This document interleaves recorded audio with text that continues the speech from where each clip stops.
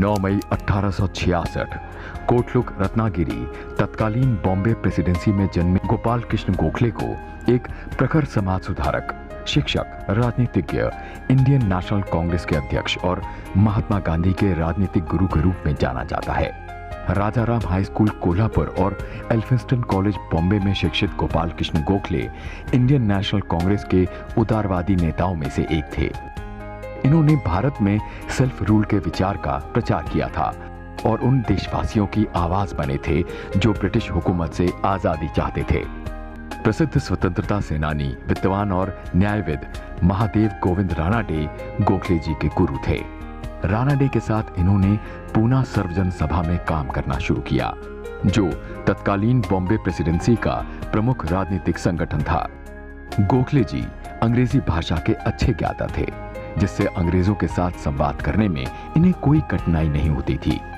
उदारवादी गुट का नेतृत्व करते हुए गोखले तत्कालीन संस्थानों और सरकारी मशीनरी के साथ मिलकर सुधार लाने के हामी थे।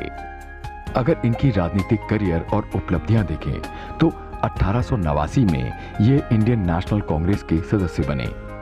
1902 में इंपीरियल लेजिस्लेटिव काउंसिल के चुनाव से पहले तक महत्वपूर्ण भूमिका निभाई। 1905 में इन्हें इंडियन नेशनल कांग्रेस का अध्यक्ष चुना गया। 1905 में इन्होंने सर्वेंट्स ऑफ इंडिया सोसाइटी की स्थापना की।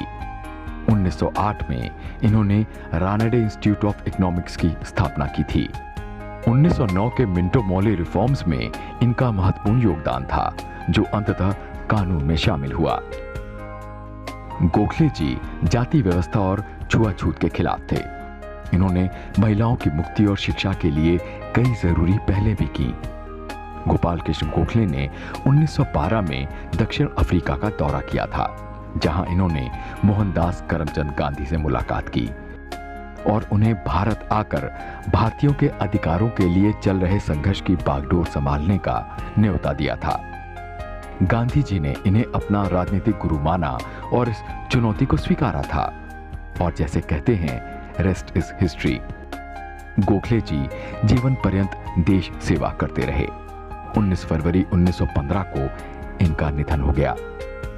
भारत के इस महान सपूत की पुण्यतिथि पर राज्यसभा टीवी की विनम्र श्रद्धांजलि।